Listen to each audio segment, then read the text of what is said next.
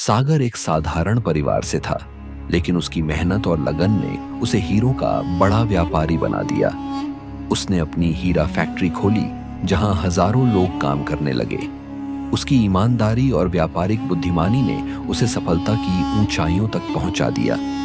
एक दिन सागर की मुलाकात हाका दादा से हुई। हाका दादा इलाके के बुजुर्ग और सम्मानित व्यक्ति थे। उन्होंने सागर की तारीफ की और कहा, बेटा, तेरी मेहनत रंग लाई। तूने इस शहर का नाम रोशन कर दिया। सागर ये सुनकर खुश हुआ और हाका दादा को अपने घर ले गया। दोनों ने पुरानी बातें की और एक साथ खाना खाया। कुछ समय बाद एक बड़ा व्यापारी सिलेश सेठ सागर का प्रतिद्वंद्वी बन गया। उसे सागर की सफलता पसंद नहीं थी। एक दिन हाका दादा और सिलेश सेठ की किसी बात पर बहस हो गई। सिलेश सेठ ने गुस्से में कहा, सागर ने जो कुछ भी पाया वो मेरी वजह से है। अगर मैं चाहता तो ये कभी इतना बड़ा व्यापारी नहीं बनता। हाका दादा को यह सुनकर गुस्सा आ गया। उन्होंने कहा, सागर की मेहनत और ईमानदारी ने उसे ऊंचाई तक पहुंचाया है। तू जैसे लालची लोग उसकी बराबरी नहीं कर सकते। झगड़ा बढ़ने लगा, लेकिन तभी सागर वहां आ गया। उसने दोनों को शांत कराया और कहा, व्यापार में ईमानदारी सबसे बड़ी चीज होती है। अगर हम सब मिलकर काम करें तो हर कोई आगे बढ़ सकता है। सागर की समझदारी से झगड़ा खत्म हुआ। हाका दादा ने उसे आशीर्वाद दिया और सिलेश सेठ को भी अपनी सोच बदलने की सलाह दी। धीरे धीरे सब ठीक हो गया और सागर अपनी मेहनत से और ऊंचाइयों तक पहुंचता गया। सागर अब और भी बड़ा व्यापारी बन चुका था। उसने सिर्फ व्यापार ही नहीं, बल्कि लोगों की भलाई के लिए भी काम करना शुरू कर दिया। उसने अपने शहर में एक बड़ा स्कूल और अस्पताल बनवाया, जहां गरीब लोगों का मुफ्त इलाज होता था। एक दिन हाका दादा ने सागर से कहा, बेटा, तूने बहुत नाम कमाया, लेकिन अब तुझे अपने व्यापार को विदेशों तक पहुंचाना चाहिए।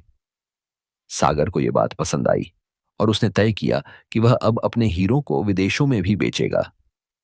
सिलेश सेठ को सागर की तरक्की फिर से सहन नहीं हो रही थी। उसने सागर के खिलाफ एक चाल चली। उसने सागर के हीरे के व्यापार को बदनाम करने के लिए अफवाहें फैलानी शुरू कर दी कि सागर के हीरे असली नहीं हैं। जब सागर को यह बात पता चली तो उसने गुस्सा करने के बजाय एक योजना बनाई।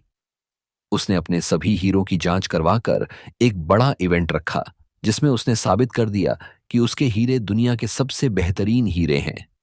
जब लोगों को सच पता चला तो सबने सिलेश सेठ का विरोध करना शुरू कर दिया। उसकी साख गिर गई और उसका व्यापार बंद हो गया। दूसरी ओर सागर की ईमानदारी ने उसे और भी सफल बना दिया।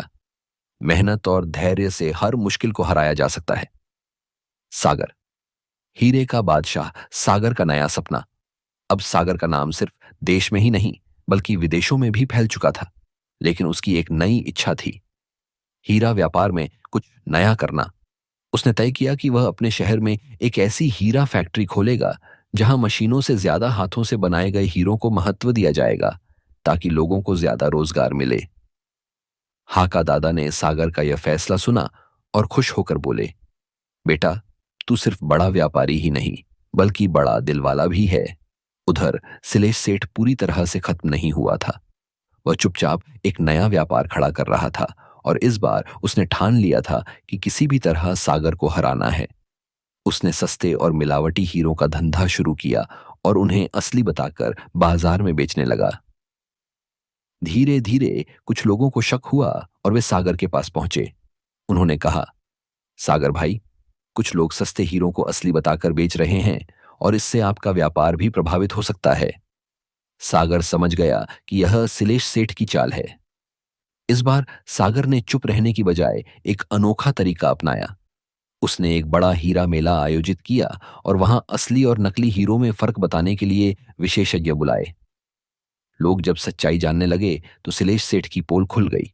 उसके सारे नकली हीरे जब्त कर लिए गए और सरकार ने उसके व्यापार पर रोक लगा दी। सागर की अंतिम जीत सिलेश सेठ खुद को बचाने की बहुत कोशिश करता रहा, लेकिन अब कोई उसकी बात सुनने को तैयार नहीं था। वह पूरी तरह से बर्बाद हो गया। दूसरी ओर सागर का नाम और भी ऊंचा हो गया। हाका दादा ने सागर से कहा, बेटा, तूने फिर साबित कर दिया कि ईमानदारी ही सबसे बड़ा धन है। सागर ने मुस्कुराते हुए कहा, दादा, जब तक आप मेरे साथ हैं, मैं हमेशा सही रास्ते पर चलूंगा।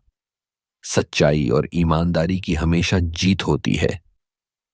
मेहनत और लगन से कोई भी सपना पूरा किया जा सकता है। बुराई कितनी भी बड़ी क्यों ना हो, सच्चाई के आगे टिक नहीं सकती।